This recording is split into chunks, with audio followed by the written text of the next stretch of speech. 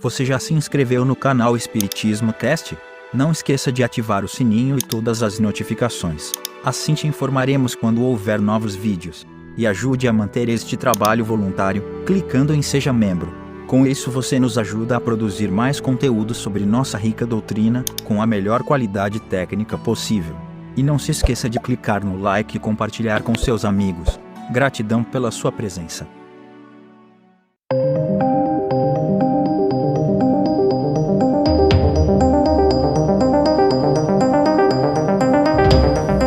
Olá meus amigos, minhas amigas, como é que vocês estão? Sejam bem-vindos a mais um episódio onde estudamos a obra fundamental do Espiritismo, o céu e o inferno, ou a justiça divina segundo o Espiritismo. Assim a gente vai desconstruindo um montão de coisa que foi nos ensinado e que nos dá um pouco de mal-estar, encanação, um monte de coisa. E aí a gente vai descobrindo com a doutrina espírita que nós somos seres imortais, criados por Deus para a felicidade e não para a agonia ou um controle horroroso que nos deixa tristes e aflitos. Então, vamos sem demora, hoje nós vamos falar sobre impossibilidade material das penas eternas. Por quê? Porque que não tem jeito de ter as tais penas eternas. Então vamos para a leitura de hoje. Até aqui, só temos combatido o dogma das penas eternas com o raciocínio. Demonstremo-lo agora em contradição com os fatos positivos que observamos, provando-lhe a impossibilidade. Por este dogma, a sorte das almas, irrevogavelmente fixada depois da morte, é, como tal, um travão definitivo aplicado ao progresso. Ora, a alma progride ou não? Eis a questão: se progride, a eternidade das penas é impossível. E poder-se a duvidar desse progresso, vendo a variedade enorme de aptidões morais e intelectuais existentes sobre a terra, desde o selvagem ao homem civilizado, aferindo a diferença apresentada por um povo de um a outro século. Se admite não ser das mesmas almas, é força admitir que Deus criou almas em todos os graus de adiantamento, segundo os tempos e lugares, favorecendo umas e destinando outras à perpétua inferioridade, o que seria incompatível com a justiça, que, aliás, deve ser igual para todas as criaturas. Olha que interessante, a gente tem aí algumas coisas elementares, fundamentais. Primeiro, Deus é justo? Tá, Deus é a própria justiça, né? Não é um atributo, ele é a própria justiça. Então, se ele é a justiça, ele não criaria espíritos ou almas em diferentes níveis.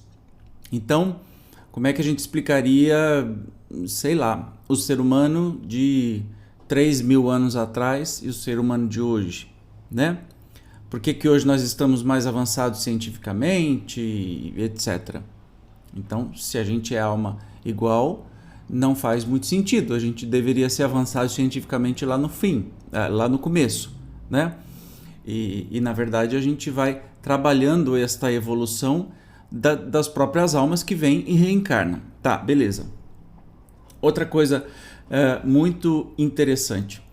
Por essa crença da pena eterna, o que é uma pena eterna? Uma condição eterna. É quando a pessoa morreu, ou vai para o céu, ou vai para o inferno, ou vai para o purgatório, né? Então, isso é contra a progressão, a evolução. A gente vê, né? Tem assim, ó, vendo a variedade enorme de aptidões morais, né? Que os povos vêm se desenvolvendo. É meio contraditório achar que a gente não continua evoluindo depois que desencarna, né? E aquelas criancinhas que desencarnam com 1 ano de idade? Vão para onde? Aí tem aquelas histórias, se não for batizado vai para o inferno ou vai para o purgatório. Mas qual o merecimento dessa criança? 1 ano de idade? Mais ainda, 1 dia de idade, 1 semana de idade, morreu e aí vai para um lugar eternamente? Não faz o menor sentido, entende?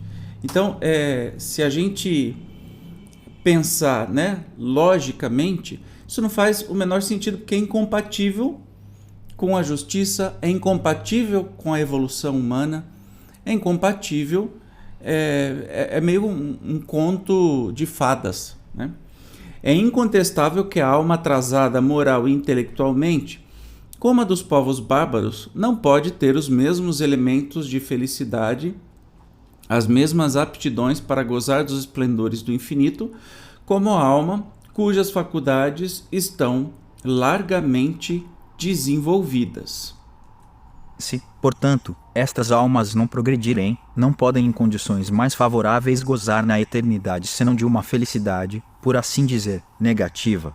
Para estar de acordo com a rigorosa justiça, chegaremos, pois, à conclusão de que as almas mais adiantadas são as atrasadas de outro tempo, com progressos posteriormente realizados. Aqui, então, atingimos a questão magna da pluralidade das existências como meio único e racional de resolver a dificuldade. Façamos abstração, porém, dessa questão e consideremos a alma sob o ponto de vista de uma única existência. É difícil a gente não ligar uma coisa com a outra, né? A admissão das múltiplas existências que vem em contraponto dessa única existência. A alma é criada, tem uma única existência, e dependendo se você errou alguma coisa nessa única existência, você vai eternamente para um castigo sem fim, né? Você está subestimando a justiça divina, você está subestimando o amor divino e até o porquê que a gente foi criado. É para isso? A gente foi criado para isso? E aí voltamos lá ao exemplo. Então, uma criança de 1 ano de idade que morre com 1 ano de idade, se por um acaso não, como dizia a igreja, se por acaso não foi batizado, vai para o inferno? Ou vai para o purgatório? Vai ser infeliz eternamente porque viveu 1 ano. Foi criado e viveu 1 ano. E aí vai passar a eternidade no purgatório, no inferno. Estranho, né? Muito estranho. Mas vamos supor, e é assim que está falando, façamos uma abstração. Vamos supor que só existe uma única existência. Olha lá.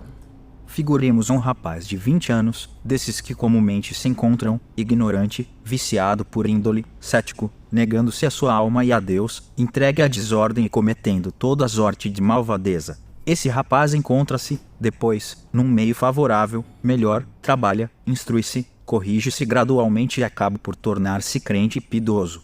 Eis aí um exemplo palpável do progresso da alma durante a vida, exemplo que se reproduz todos os dias. Esse homem morre em avançada idade, como um santo, e naturalmente certa se lhe torna a salvação. Mas qual seria a sua sorte se um acidente lhe pusesse termo à existência, 30 ou 40 anos mais cedo? Ele estava nas condições exigidas para ser condenado, e, se fosse, todo o progresso se lhe tornaria impossível. Entendeu? Olha que exemplo divino, né? Um rapaz com 20 anos, indolente, cético e que faz tudo errado, né? E aí depois trabalha, se melhora e na sua velhice é considerado por todos um santo. Aí, com essas crenças, na idade avançada, depois que morrer, ele vai para o céu. Beleza. Mas e se ele tivesse morrido com 20 anos? Ele tinha ido para o inferno? Que Deus é esse? Qual o sentido disso que não te dá a possibilidade de evoluir e corrigir os seus erros? Se na vida física isso é possível, por que na vida espiritual não seria? Né? Não faz sentido algum. Não faz sentido algum.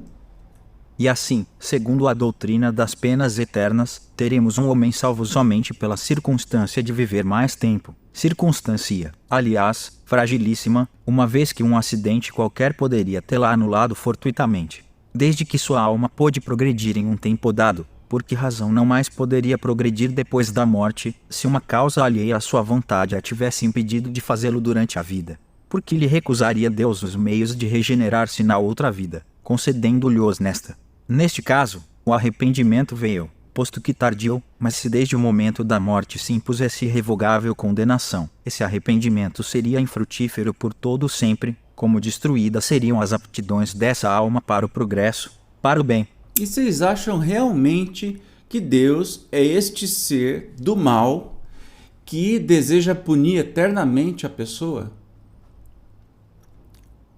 Se ela tem a chance, neste exemplo aqui, hipotético, se ela tem a chance de evoluir na sua vida física, aqui, né? Quantos de nós, eu não sou a mesma pessoa que há 20 anos atrás.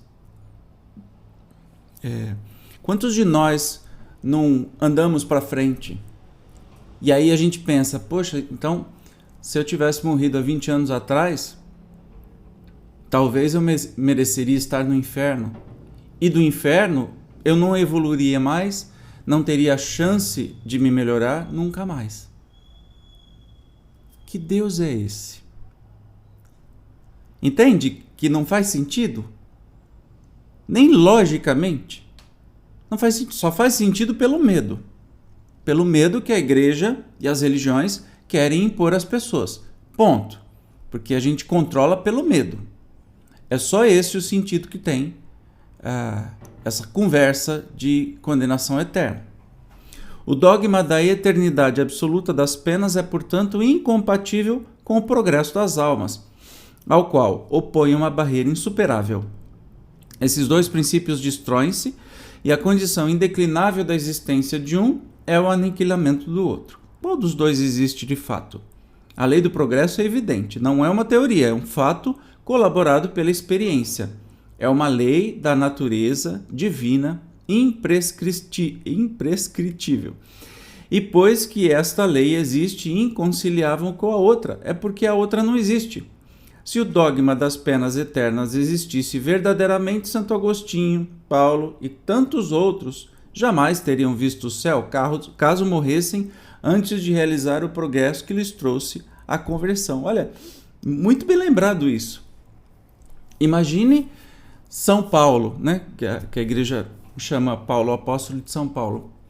Imagine São Paulo se por uma dor de dente, que daria uma inflamação, que daria uma infecção no coração, e dava um ataque cardíaco, morresse antes de se converter ao cristianismo, como ele perseguia os cristãos.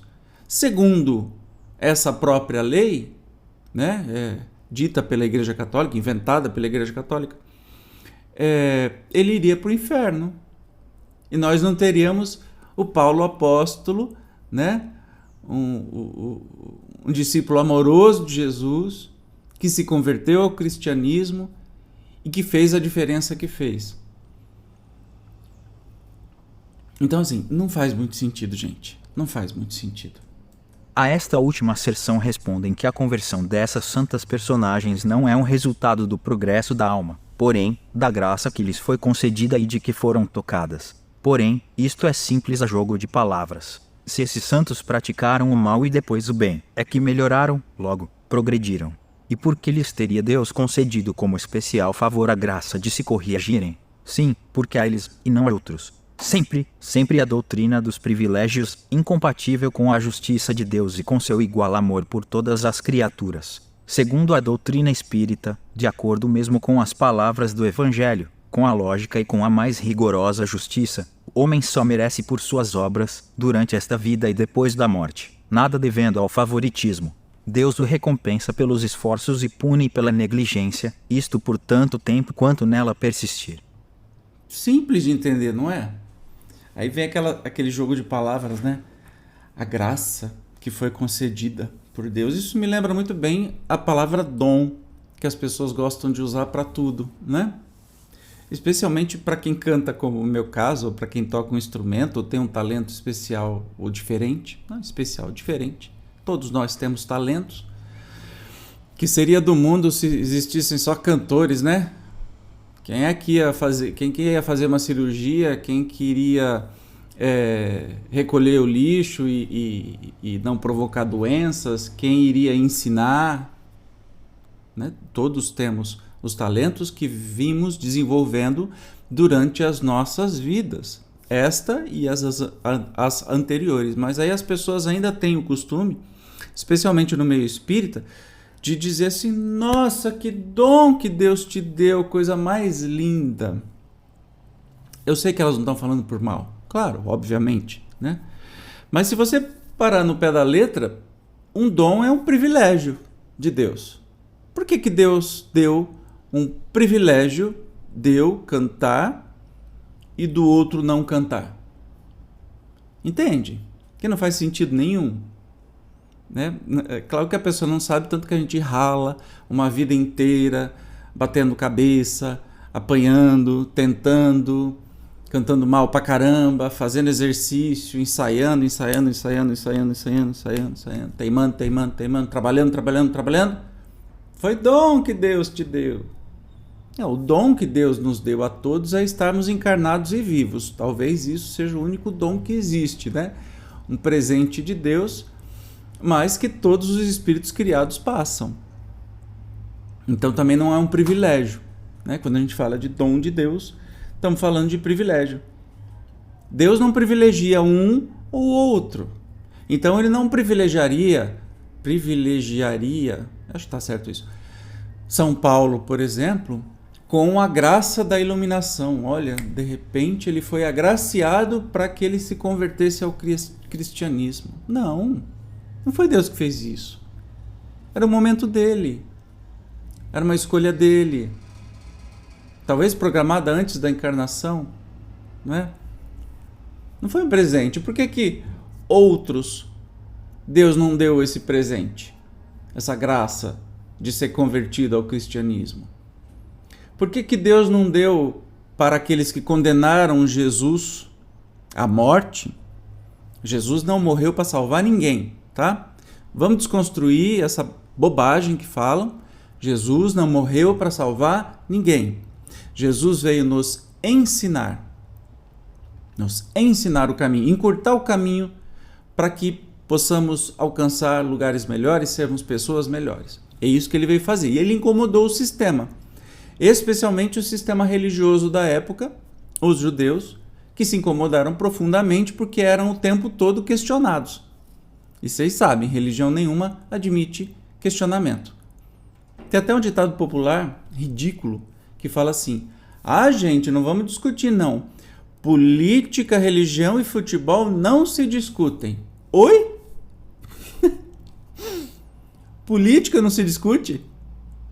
Mas a arte da política, a política é a discussão. Para quem não sabe, para quem não entendeu a coisa.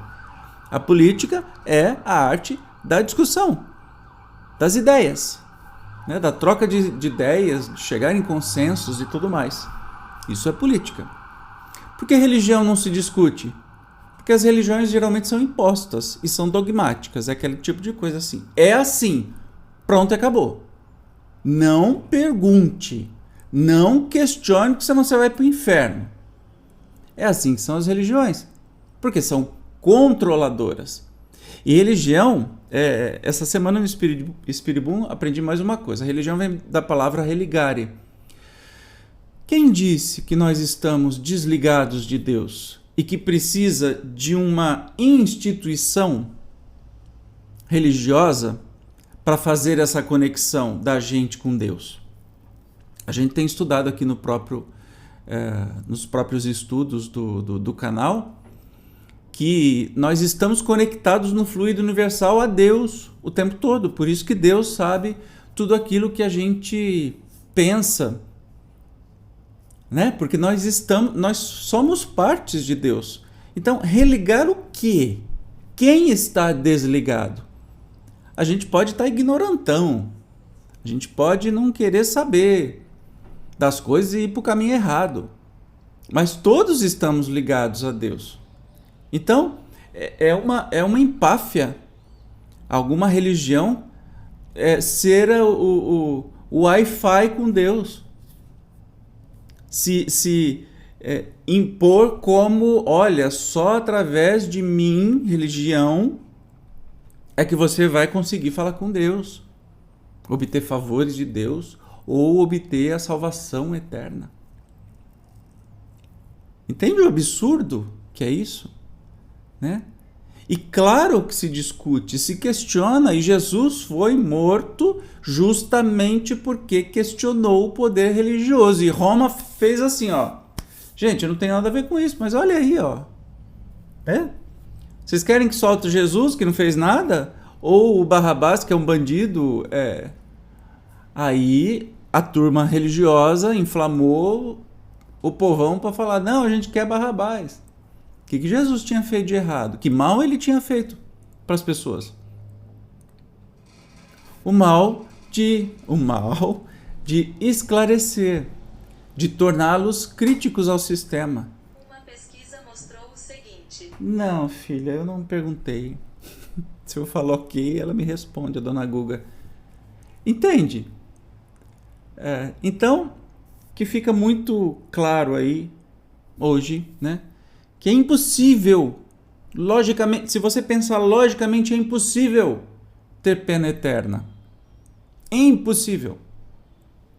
Isso é historinha, como o Chapeuzinho Vermelho. Cabe a nós acreditarmos ou não. E a nossa rica doutrina vem sempre nos trazer aí essa fé raciocinada incrível, né? Do nosso querido, faz tempo que eu não mostro, do nosso querido Kardec. Tá bem, meus amores? A gente se encontra então no próximo estudo, que a gente vai analisar a doutrina das penas eternas fez sua época. Vamos entender um pouquinho mais o que aconteceu. Eu te espero. Até lá!